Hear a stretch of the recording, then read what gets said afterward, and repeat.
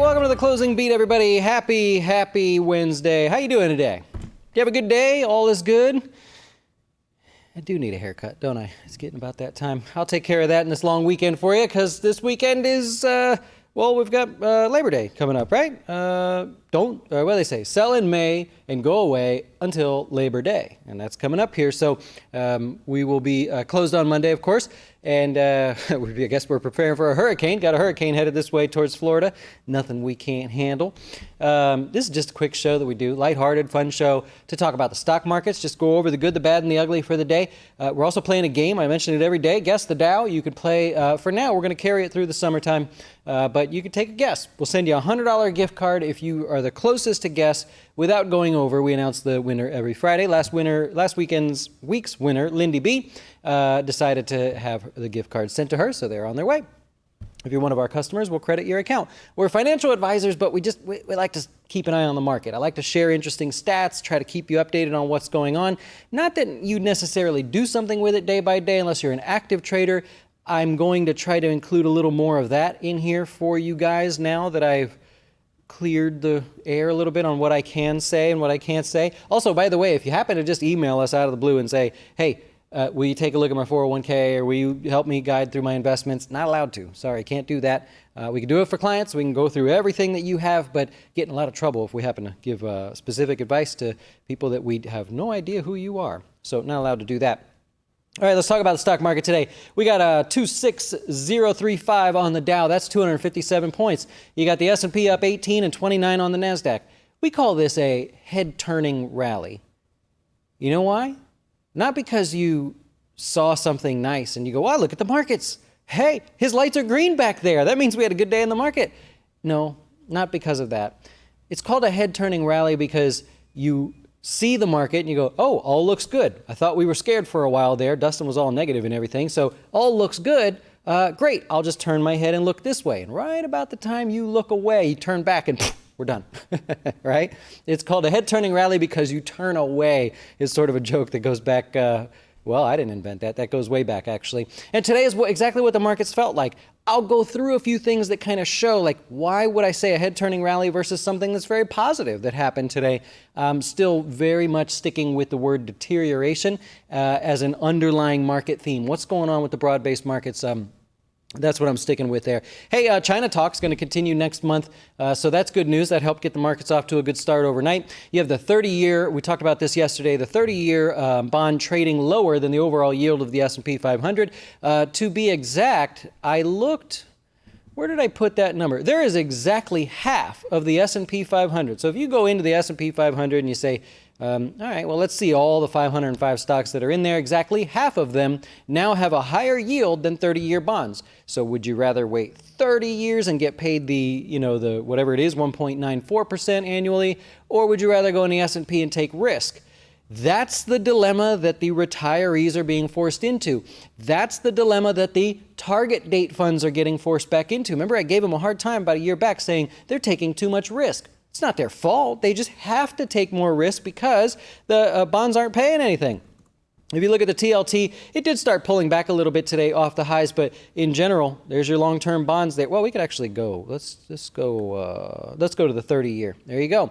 So 30-year actually officially trading lower than the S&P 500, which is that's a tough one. If you're a retiree and you've got one of these financial advisors like us, you've called them and said, hey, man, where am I going to get some money? I need to get some yield here. And the only answer at the moment, or the sort of developing answer, is you're going to have to take some risk there. Corporate buybacks also going to be a big deal because from a tax perspective, if you're really geeky and get into that stuff, the 30-year bond, to be able for them to lay out after-tax dollars to buy back shares, it's a no-brainer. There's just going to be more of that going on. So a lot of people think that's going to be a good catalyst for the stock market. Now, if we look at the S&P 500, we still know that we're stuck under the 50-day moving average. Today was fine, right? The rally was good. You won't discount it, really. It was a fine rally. But we know we're running out of time to get up and over these highs. That's the best way to look at it. There's a bomb about to go off, and we're either going to be able to get in there and fix it or not. That's what investors feel like. There's sort of a set amount of time to get over these highs. If we don't get it done, you'll see that aggressive selling to the downside. I'm going to skip ahead real quick just to show you. Workday is a good example. We talked about this one yesterday as showing weakness at the 200-day moving average. Went through the whole explanation about, imagine you buying here at support only to find out it's not support. What happens? People get tired of it, and as soon as you break below there, you get an aggressive sell-off. So if you were to look at like a 5-minute chart of Workday, what happened this morning? We broke down beneath the low. Actually, we almost gapped underneath it, which triggers a bunch of stop losses. So that early morning volume that pushed everything down towards lows, that was actually a good like $3.50 move. So pretty aggressive to the downside. That's all your stop losses. Look at it, all the computers going sell, sell, sell, sell, sell, sell, sell, sell, sell, sell, sell. Okay, we're done selling. And then the stock recovers and flatlines is boring for the rest of the day. That's how you know those are stop losses in there. So the bottom line is what Workday did today, you've essentially got the stock market sitting there doing right now. You've got people that have bought this pullback and have yet to be rewarded. They took the risk. The markets fell. They said, great, there's a discount. They bought, and it turns out there's no real profit there. Those people in the short term will get a little anxious and decide to sell if we don't get over those highs rather quickly. Now, in the S&P 500, you got Autodesk was one of the weaker ones today. It did come off the lows, but still 6.5% to the downside. They reported earnings that missed, right? They beat on earnings. Revenues were good. They lowered their guidance going forward. They also got downgraded by, who was that? Bank of America. Bank of America. Merrill Lynch downgraded Autodesk. So that was one of the weaker ones here today. You got ATVI, we talked about yesterday. Not bad, right? So it gapped higher. Someone asked the question, what do you think about ATVI? And we said, as long as you don't see it, just give up everything that it gained. You would assume that sets off alerts. That's going to get people to come take a look, and maybe this starts to build some momentum. So I wanted to follow up with you on that one. Even though it was down today, I don't really think that's that big of a deal. It managed to hang on to most of the gap there. Adobe. Relative weakness, right? I try to point these out from a short-term traders and just try to point it out in general so you can get a feel for this. You have the markets heading back towards sorry about that. You have the markets heading back towards, well, at least trying to get back towards those highs that we point out on like the S&P and the NASDAQ and such. And you have Adobe going the other way, right? That doesn't make any sense.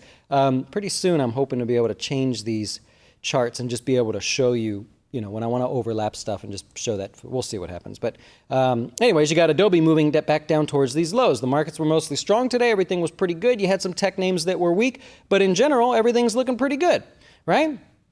Well, Adobe's moving back towards these lows. That we call that relative weakness in the short term. The problem here, normally I would say, oh, there you go. When the markets pull back, you'd see Adobe sell off, just like IBM, just like all the other ones we point out. But there's an issue here. If you're an active trader or a short-term investor, you got to measure risk to reward, right? Did a whole class on this one on a Thursday. We opened it up to the general public so you could see. You've got risk to reward issues here. If it breaks these lows and it starts selling off, where's your reward? It's only right here. So you've got very much, you have to risk up here, right? So figure 294 on the upside for any risk, 279 as an entry price if you played that way. But you're only looking for like 270 as a target there. So the risk to reward is just not there. You might still see some weakness, however, may not be as aggressive to the downside. I don't know if I should like make a normal class out of these or something, or maybe just focus more on that. I'm not sure. Still experimenting here. Cimarex, remember this guy? Remember it was on the 52-week low list day after day after day. Well, today it had a massive rally, 10.5%. That's known as a short covering rally. Do you think? Do you guys think so? It's hard to talk to yourself sometimes. I should put a speaker on this thing and let you guys talk back.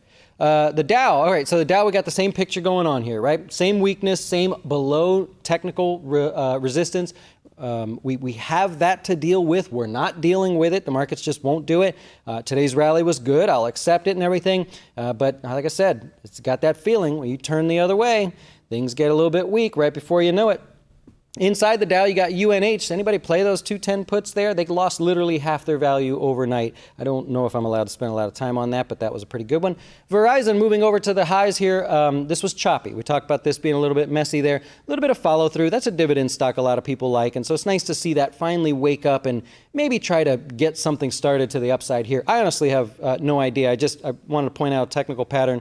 You guys can do with it as you wish. We own Verizon, so I'm happy to see it wake up there.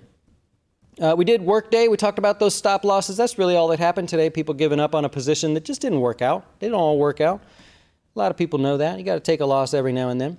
JB Hunt to the upside. This is that transportation stock. We were talking about that, showing that it was holding up a little bit. I give the reason that maybe people wanted transportation exposure with the transportation index coming down to the 10% level, which we've sort of been picking on there a little bit. So we said, well, maybe that's a way that people want to play JB Hunt without the China exposure. And I don't know if people are watching me or something. You guys got a lot of money. Anyways, JB Hunt looking good today. It helped that the transportation sector was higher as a whole, just bouncing off this 10% level. I don't know, the best way to say this actually is this is the reverse of the market. So you have support here on the transports. You have resistance that we're waiting for in the stock market. We've got to get above that number. If we don't get above those highs in the markets there, you start to expect more and more aggressive weakness. It's the same thing here with the IYT, the transportation sector. It has now come down and touched this support 3 official times.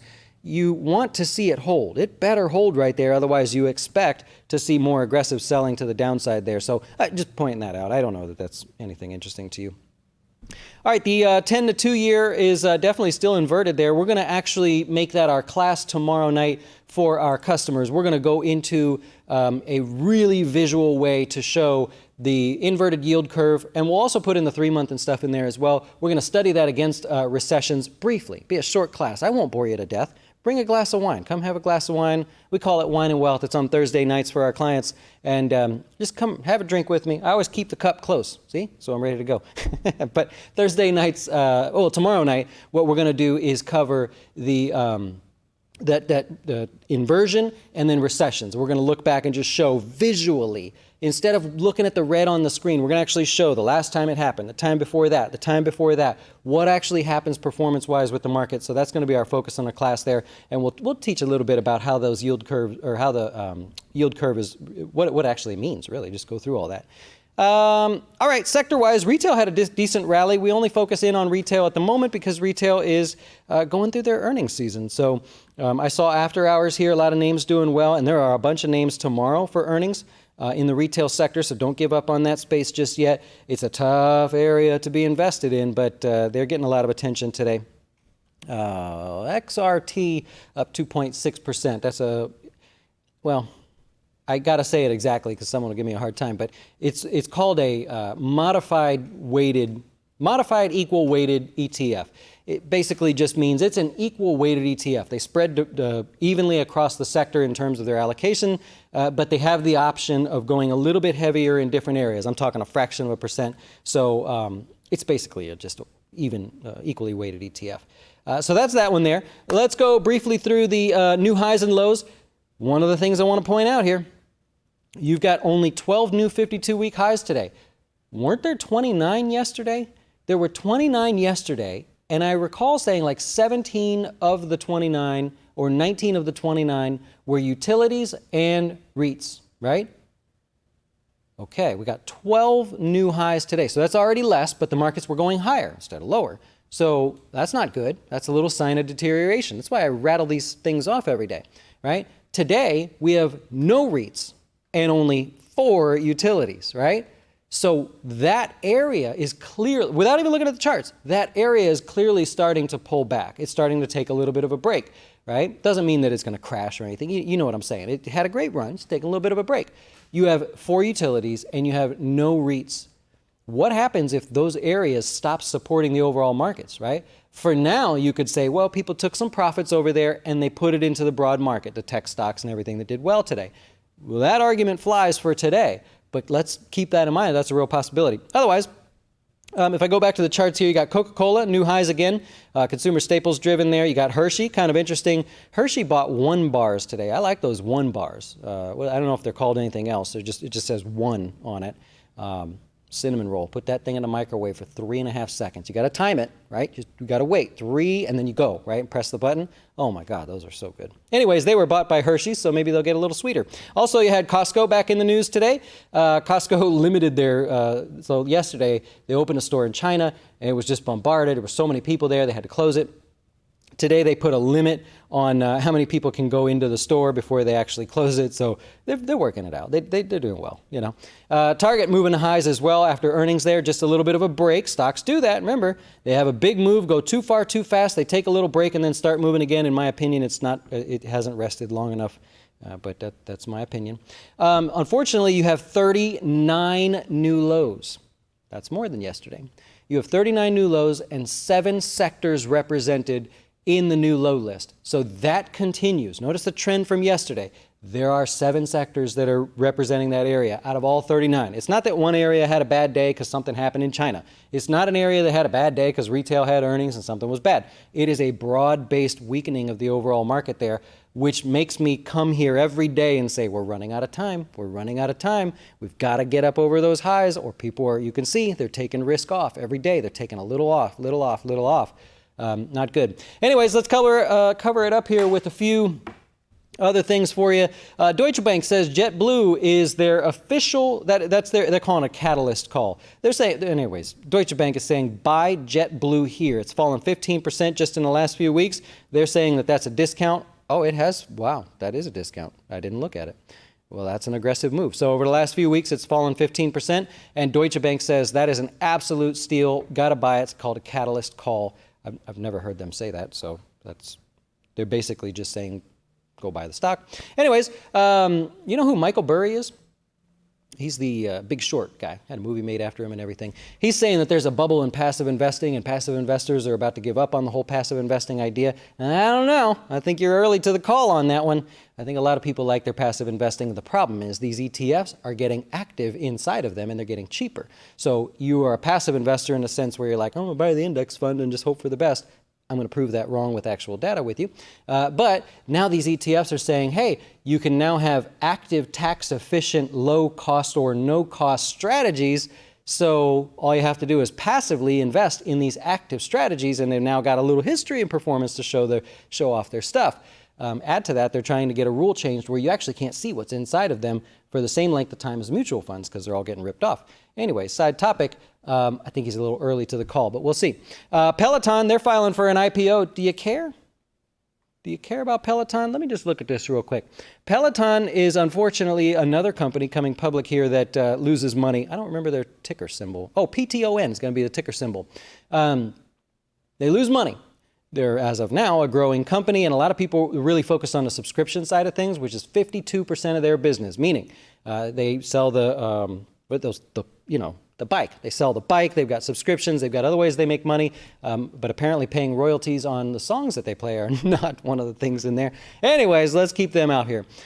So for every $100 they make, that they bring in, every $100 that they bring into the company, they lose it all, plus an additional $31.10. And they're going public. They expect you to pay pretty good for this stock here. Well, they're hoping you will. So not looking good there. They lose money. I mean, what do you want me to say? If you strip out all the stock-based compensation and everything, it gets worse. I was going to go over it here, but it's ugly. Now, granted, they're growing. So you're hoping, just like Uber, just like Lyft, just like the Beyond Meats, just like Tilray, you're hoping that these guys grow their way out of losing money. Aren't you worried about a recession coming up? Everybody's asking that. What about the recession, Dustin? Oh, my gosh. What are we going to do? Well, I hope you're not investing in stocks that already lose money if we do go into recession. See how that makes sense? I hope that makes sense.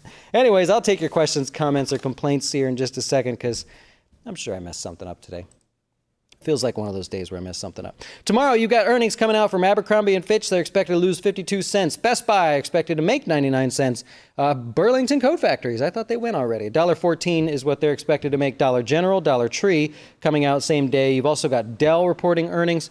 You've got Marvell, if you like that space, and Ulta Beauty Salons. They were one of the more bigger performers, remember, if you need the data on that one. They were one of the bigger performers, I believe, for the week there. 91% of the time they beat on earnings, so we're expecting 280, and they beat that 91% of the time. Average move is, average full day, from start to finish for the day is 5%. Average gap is 3.1%. Whoa, That's a big one. And then dividends. Goldman Sachs paying $1.25 coming out. It's ex-dividend day. Goldman Sachs, Whirlpool, Union Pacific, Dow, and Costco. We own all of those, all getting paid dividends. And Goldman Sachs, $1.25. Whew. I don't remember if that's high or not, but that's impressive. I'll take it. Sounds good. Thank you, Goldman Sachs. Stepping up to the plate with that dollar. All right, what do we got here? Do you think Argentina's deep discount right now, is the overnight 50% stock market crash 2 weeks ago justified? Yeah, do you like discounts globally? That's, you can't, I mean, at what point do you say, that's a discount, I'm in? I don't care if it's Argentina or whatever it is. That's the tough part. Everybody sees the market moving higher. Well, not Argentina, but you see the market moving higher and you go, oh man, if it would just become a discount. And then there's a few customers that like to play the game here, and I'm all right with it. I'm here every day anyways. But then the market's falling, and I go, is that a discount? Do you want me to buy it? So should I press the button? And they're like, oh, I don't know. Is that a discount? I'm like, oh, it fell. It's a discount. What do you think? So at what point, like 50%, 40%, 42 or whatever it was, you have to, come on, you got to say that's a discount. I'm not saying anything about Argentina, by the way. I just, in general, I think it's kind of funny. All these stocks that are randomly falling there. Matthew, thank you. It is high, right?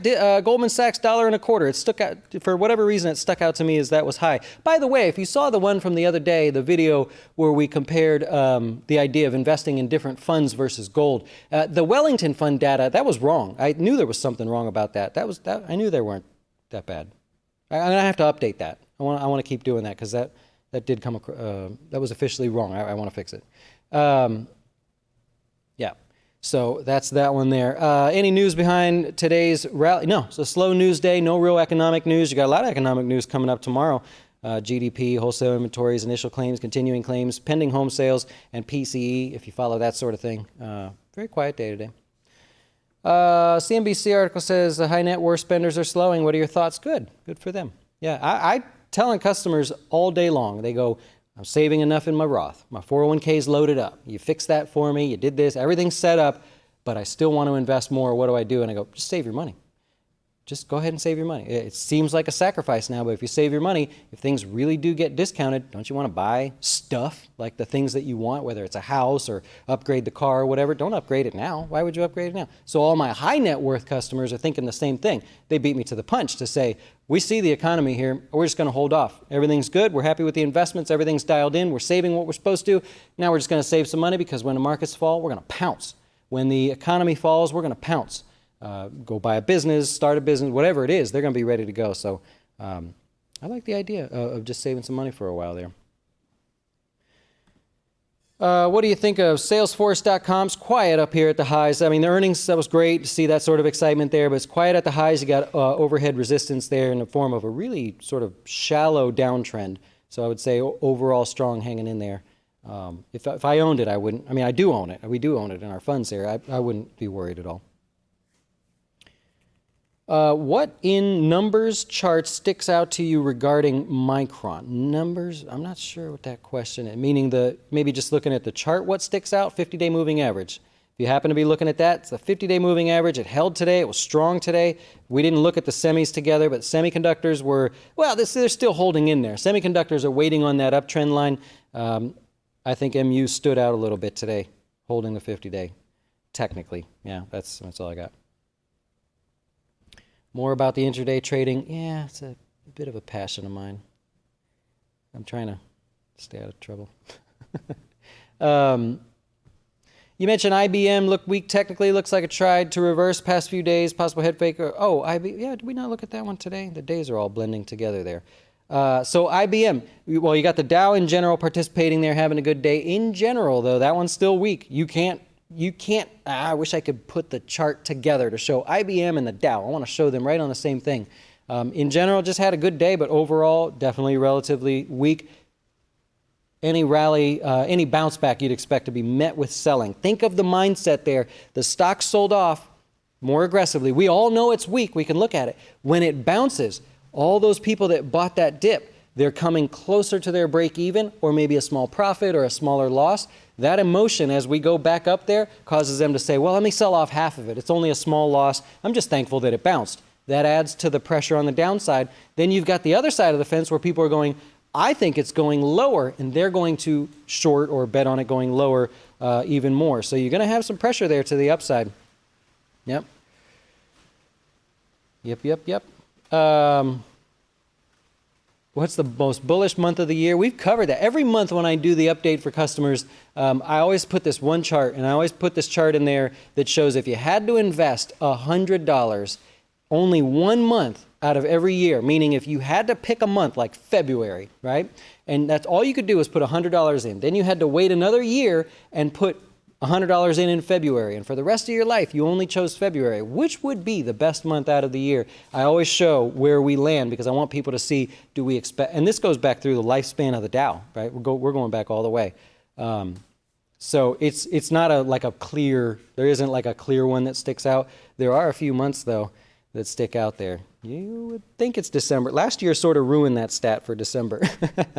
If you take last year out, then you're getting close. Yep. What's your personal favorite companies? I like Chipotle. They got good food. You mean stock-wise? I can't say. I mean, yeah. Company-wise, I like Chipotle. I mean, it's good food.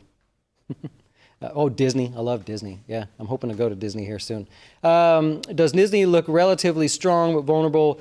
No, it just is in like hibernation mode, if you want to call it that. Disney's just kind of overall had that great move there after the acquisition got all done and everything, and then it's just in hibernation mode. There's no reason to be excited or scared about Disney, and you can feel it, see it in the volume. If you look on a chart to see volume, it's just kind of chopping around, no real guidance or anything at the moment. So it's just, not that it's bad, not that it's good, it's just one of those quiet stocks. This is kind of like ATVI. I mean, only ATVI was weaker, but still sitting at the lows of the range. Just nobody's interested in it right now. It's just a hold. You'd see like an analyst say, well, it's not a buy, it's not a sell, it's just a hold. So that's kind of a way to say that. You think a question is whether individual sectors or companies are showing that strength that you were talking about. So I always start with the markets. I do the whole top-down analysis. I start with the overall indices, look at those. If something seems like it's not correlated and they're not moving together, then I go down to the individual sectors and I'll look to see what's weak. That's how I could just tell you off the top of my head exactly where the strength is in the consumer staples, utilities, REITs, and then the weakness in the energies over there. So then you can kind of quickly see what's going on. Where's all the weakness? Where's all the strength? If you have to keep... if you have to participate that way. Then from there, I go down to individual stocks and see what sticks out. Like, what sticks out in the consumer staples category? Oh, look at the different names in there. Coca-Cola's doing well. That's cool.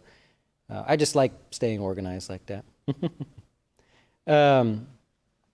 Well, Roku, so the question is, why is Roku and Shopify still holding up even after the market sell-off? Can't speak for Shopify. I mean, I know people are pretty positive on that one, but Roku is probably the darling stock of the year. I mean, seriously, there was an analyst at the beginning of the year that said this will be the best performing stock of the year, and darn it if he didn't nail it, man. He's doing really well there, so a lot of people have been piling on there. Dustin Dodge watching us on the old Roku. Love it. Cool, I love it. Wish you could chat through there, but I guess you kind of can anyways. Where do you stand on gold and silver investments during a recession? Fear ahead. Actually did a video on that to take my opinion out of it and just show you exactly what gold does during recessions. I plan on elaborating on that as well on the YouTube channel. Yep. What is good market volume or volatility that is considered high volume or volatility? What's the question there, David? Is it volume or volatility? Yep. Cool. We'll give them a second to answer there. And then let me make sure. I did cover everything. Oh, Papa John's was upgraded today. Papa John's. PZZA is a symbol if you care. And Halliburton downgraded to $24 price target. Volume is just a measurement relative to its average. You could set the average over the course of a year. You could set, if you're on a daily chart, you could set it over the course of 2 years. I guess I could have answered the question either way for volatility. Volatility and volume are what they are on a daily basis, but they're measured against some other period of time, 30 days, 52 weeks, whatever it may be that you like to look at. And that's how people look at volume and say that's historically high relative to something, right? So if I ever say volume was high today, always ask me, compared to what? What do you, like, give me specifics, right? So it's the same. Yep. The Shaq effect on the Papa John's. Yeah, I saw him on TV promoting some other app or something that just came out. Anyway, he's killing it, by the way. Anyways, yeah, that's all I got there. I will wrap it up there. We talked about today's rally as the head-turning rally, meaning you know what I mean. Go back and watch the beginning. Anyways, we'll wrap it up there just as the rain begins here in Florida. Enjoy the rest of your day, and we'll see you tomorrow. Hey, wait! Before you go watch one of our other great videos, have you had a chance to see our new Fin Tips videos? They focus on one topic at a time, covering investing, personal finance, and anything that can quickly help you with your dough. Best of all, we'll keep it real short, because we know time is money.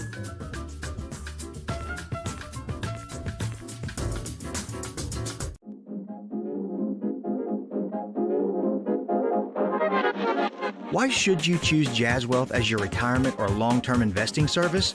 Our portfolios are managed by us, not some faceless mutual fund manager.